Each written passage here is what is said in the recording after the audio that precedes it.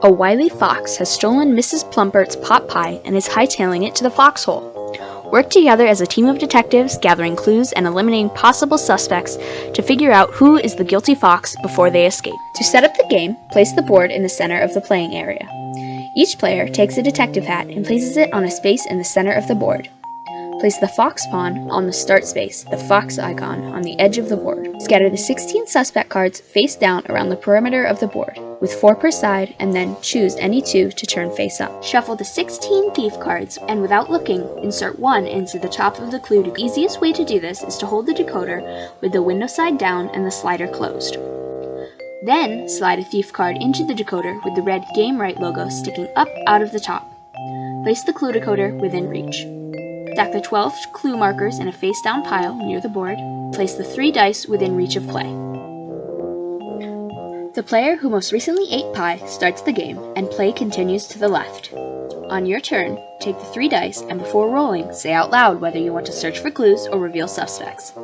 If you choose to search for clues, you want to roll all 3 dice to show the footprint symbols. If you choose reveal suspects, you want all 3 dice to show eye symbols. You may roll the dice up to 3 times, setting aside any that match after each roll. If all 3 dice show the icons that match your choice by the 3rd roll, take one of the following actions. To search for clues, count up the footprint icons on the dice and then move your detective pawn up to that number of spaces on the board. You may move horizontally or vertically, but not diagonally. If you land in a space that contains a paw print, draw the top clue marker and place it in the clue decoder. Then slide open the decoder and look whether the color showing through the hole on the marker is green or white. If it's green, that means you have found a clue, as the thief is wearing that particular item. If it is white, that means the thief is not wearing it. Then, look carefully at all of the face-up suspects around the board. If any are wearing this particular item and it was marked white, you can eliminate them from the game. If it was marked green, note that you may have a possible guilty suspect on your hands. Remove any suspect that is not wearing the item. Close your slider and then end the turn by placing the clue marker face up in the space where you landed. To reveal suspects, reveal 2 face-down suspect cards that are around the board.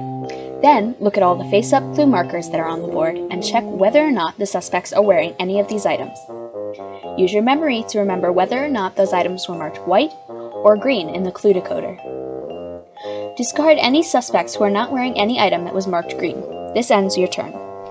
If all 3 dice do not match the action that you chose by your 3rd roll, the thief moves closer to the foxhole.